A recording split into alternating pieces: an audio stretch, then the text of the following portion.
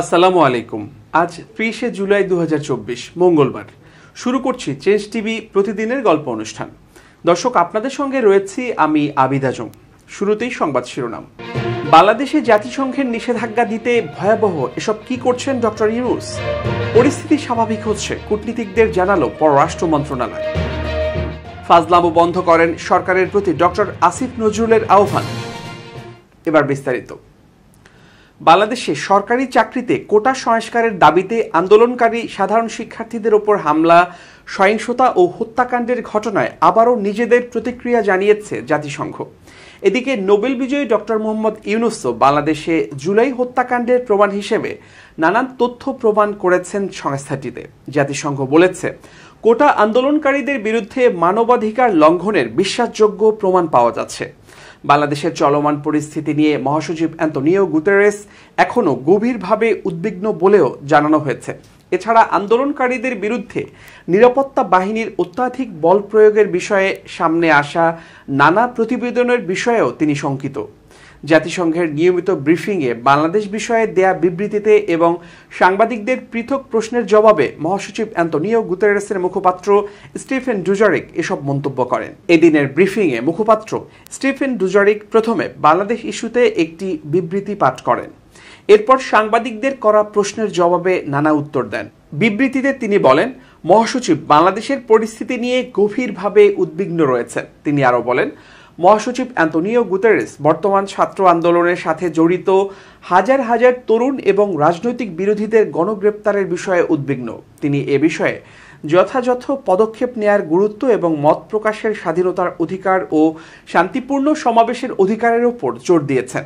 আন্দোলনকারীদের বিরুদ্ধে নিরাপত্তা বাহিনী কর্তৃক অত্যাধিক শক্তি প্রয়োগ এবং মানবাধিকার লঙ্ঘনের বিশ্বাসযোগ্য প্রমাণ সম্পর্কে সামনে আসা নানান রিপোর্টের বিষয়েও তিনি উদ্বিগ্ন। তিনি সহিংসতার সমস্ত কর্মকাণ্ডের অবিলম্বে স্বচ্ছভাবে এবং নিরপেক্ষভাবে তদন্ত করার জন্য এবং দায়ী ব্যক্তিদের জবাবদিহিতার জন্য তার আহ্বান পুনর্ব্যক্ত করেছেন। মুখপাত্র স্টিফেন ডুজারিক বলেন, আমরা রাজধানী ঢাকা এবং এখনও নিউ ইয়র্কে যথাযথ কর্তৃপক্ষের কাছে দেশের পরিস্থিতি সম্পর্কে আমাদের উদ্বেগ প্রকাশ করে চলেছি এবং জাতিসংঘ শান্তিরক্ষা মিশনে অন্যতম শীর্ষ সেনা প্রেরণকারী দেশ হিসেবে মানবাধিকারকে সম্মান ও সমুন্নত রাখার বিষয়ে বাংলাদেশের উপর নির্ভর করি। জাতিসংঘ চিহ্নিত যানবাহন আর বাংলাদেশে মোতায়েন করা হচ্ছে না বলে বাংলাদেশি কর্তৃপক্ষের বিবৃতিও আমরা নোট করেছি।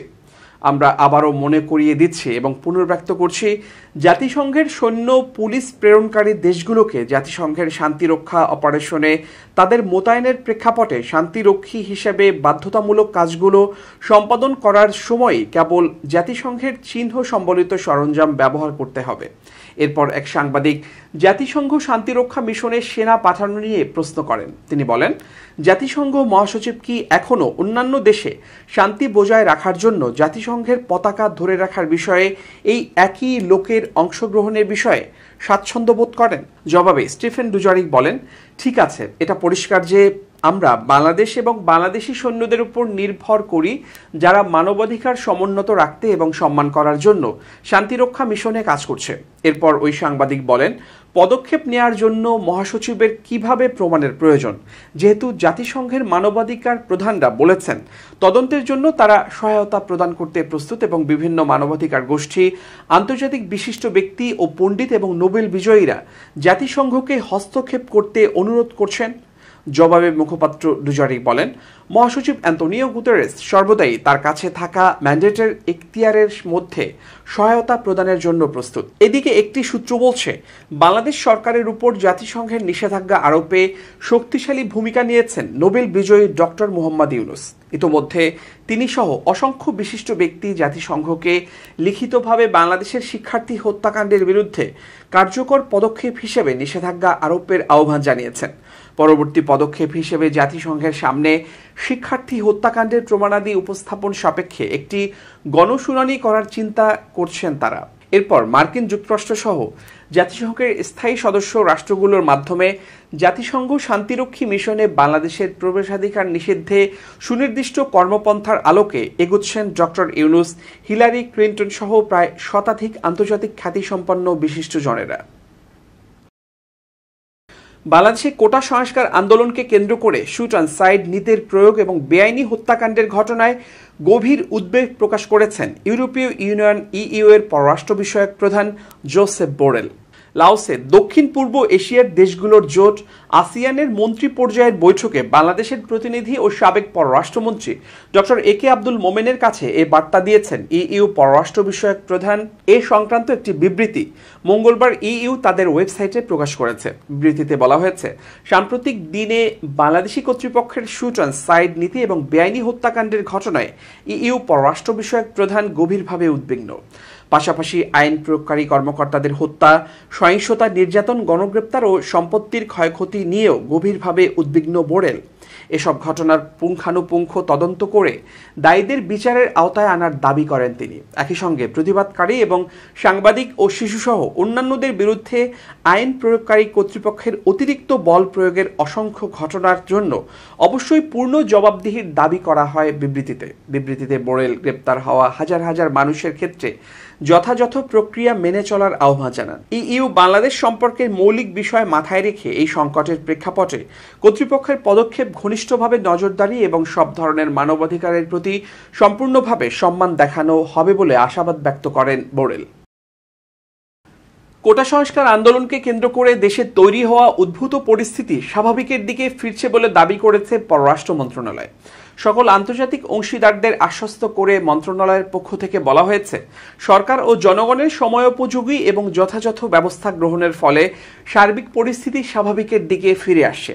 পররাষ্ট্র মন্ত্রণালয় এক বিবৃতিতে বলেছে, সরকারকে অব্যাহত সমর্থন এবং বোঝাপড়ার জন্য আন্তর্জাতিক সম্প্রদায়ের প্রতি কৃতজ্ঞ, বিশেষ করে অপপ্রচার, ভুল তথ্য এবং বিভ্রান্তিকর ব্যাপক প্রচারের পটভূমিতে। বাংলাদেশের সাম্প্রতিক সহিংসতা এবং সন্ত্রাসী কর্মকাণ্ডের ঘটনায় সুশীল সমাজ সংস্থা এবং মিডিয়া সহ আন্তর্জাতিক অংশীদারদের উদ্বেগ বাংলাদেশ সরকার দেখেছে। সংবাদ সংস্থা বাসস এমন তথ্য দিয়ে সংবাদ প্রকাশ করেছে।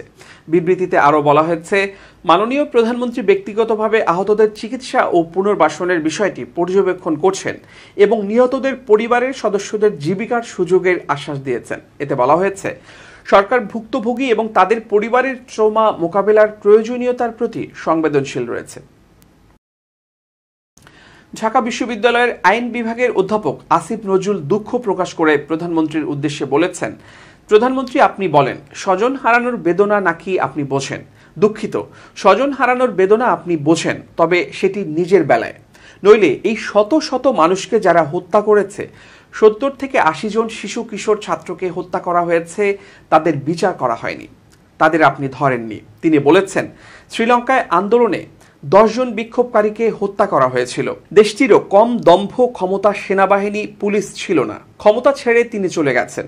আজকে বাংলাদেশে 10 জন শিশু মারা গেছে, কমপক্ষে 267 জন মানুষ মারা গেছে। হত্যাকারীদের বিচার করেন, গণরুম কেন্দ্রিক অত্যাচারের অবসান করুন। মঙ্গলবার দুপুর 12টায় ডিআরইউ সাগররুনি মিলনায়তনে আয়োজিত হত্যা, অবৈধ আটক ও নির্যাতনের বিচার চাই শীর্ষক এক অনুষ্ঠানে তিনি এসব কথা বলেন। আসিফ নজরুল বলেন, আমি ঘুমাতে পারি না। কালকে ফোন এসেছে, বেসরকারি বিশ্ববিদ্যালয়ের শিক্ষার্থীদের ধরে নিয়ে গেছে ভাটারা থানা পুলিশ, অত্যাচার করা হয়েছে। বাংলা বিভাগের শিক্ষার্থীকে ধরে নিয়ে যাওয়া হয়েছে, একটা জায়গায় ব্লক রেইড করা হয়েছে, কারফিউ দিয়ে হেলিকপ্টারের আলো ফেলে চারদিকে ঘিরে দেশের সাধারণ শিক্ষার্থী, তরুণ কিশোরদের গণগ্রেপ্তার করা হচ্ছে, দেখা হচ্ছে গায়ে আঘাতের চিহ্ন আছে কিনা। তিনি বলেন, আমি ঘুমাতে পারি না, কারণ আমি যখন শহীদ মুগ্ধের গল্প পড়ি, যে ছেলেটি আন্দোলনে গিয়েছিল বিস্কুট আর পানি দেওয়ার জন্য, সবাইকে বলছিল কারো পানি লাগবে কিনা, এরকম একটা ছেলেকে মাথায় গুলি করে হত্যা করা হয়েছে। আমি ঘুমাতে পারি না যখন দেখি টিয়ার গ্যাস বাসায় ঢুকছে, সেটি বন্ধ করতে গিয়ে যখন 11 বছরের ছেলেটিকে গুলি করে হত্যা করা হয়েছে। 6 বছরের শিশু মারা গেছে, 4 বছরের শিশু বারান্দায় মারা গেছে, শিশু কিশোরদের হত্যা করা হয়েছে। তিনি বলেন, আজকে 70 থেকে 80 বছরের মন্ত্রীরা ছাত্রদের বিরুদ্ধে লেলিয়ে দিচ্ছে। আমাদের তরুণ সমাজের একটা অংশকে কৃতদাস, আরেকটা অংশকে খুনি বানানো হচ্ছে। এই প্রক্রিয়াতে যারা সরাসরি জড়িত, শিক্ষার্থীরা তাদের বিচার চেয়েছে। শিক্ষার্থীরা তো সরকার পতনের ডাক দেয়নি, চায়নি নতুন নির্বাচন, তাহলে মানছেন না কেন? নিজে যদি খুনি না হন, তাহলে খুনিদের বিচার কেন করছেন না? সমস্যা কি? তিনি বলেন, আজকে আবু সাইদের বুকে গুলি করে হত্যা করার পর এঝাড়ে লেখা হয়েছে আন্দোলনকারীদের ইট পাটকেলে মারা গেছে। ফাজলামি করেন আপনারা? আমাদের কিশোর ছাত্ররা এখন সাহসের নাম। আমরাও আর অত্যাচারীর অত্যাচারকে ভয় পাই না। এই হত্যাকাণ্ডের বিচার করতে হবে, কোনো ছাড় নাই।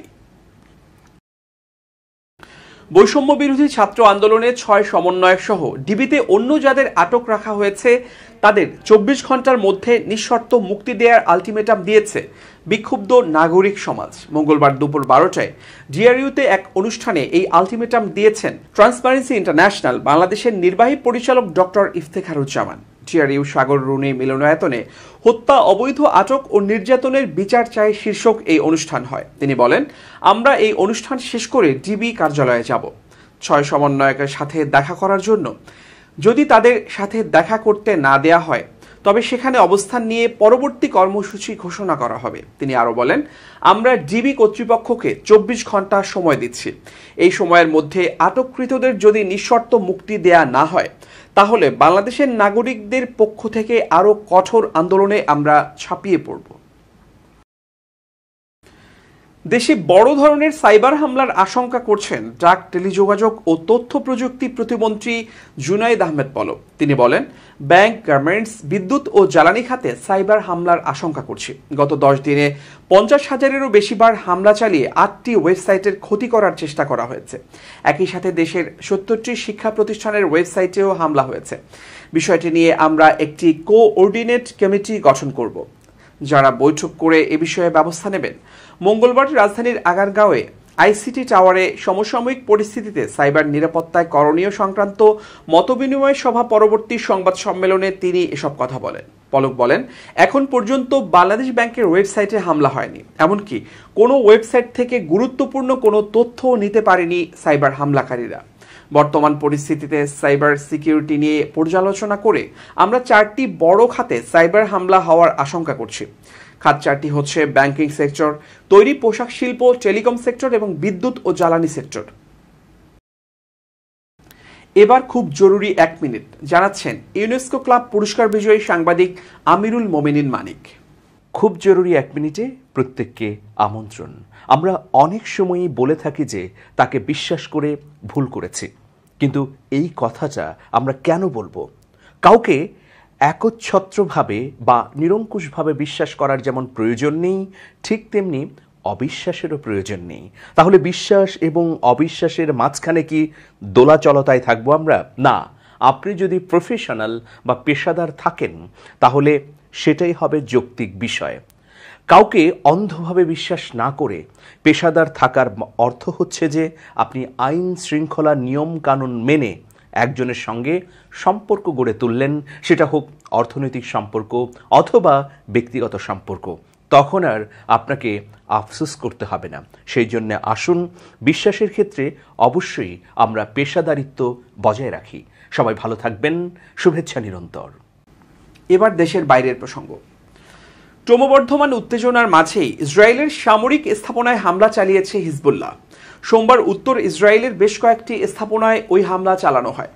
বার্তা সংস্থা আনাদোলু জানিয়েছে, সম্প্রতি গোলান মালভূমিতে রকেট হামলাকে কেন্দ্র করে হিজবুল্লাহ ও তেল আবিবের মাঝে উত্তেজনা বিরাজ করছে।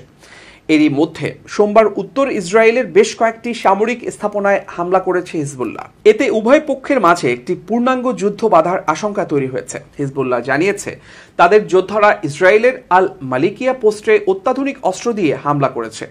একই সাথে তারা আল রাহে পোস্ট ও আল বাগদাদি পোস্টে কয়েক ডজন ক্যাতিউশা রকেট নিক্ষেপ করেছে। তবে হামলায় আহত বা ক্ষয়ক্ষতির বিষয়ে এখনও কোনো তথ্য পাওয়া যায়নি।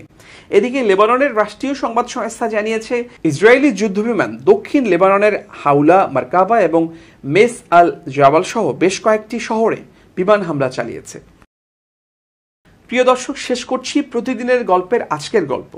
changetv.press বাংলাদেশের ইউটিউব জার্নালিজমের অগ্রদূত। ভিজিট করুন এর ওয়েবসাইট www.changetv.press, youtube.com/changetv.press এবং সাবস্ক্রাইব করুন চ্যানেলটি।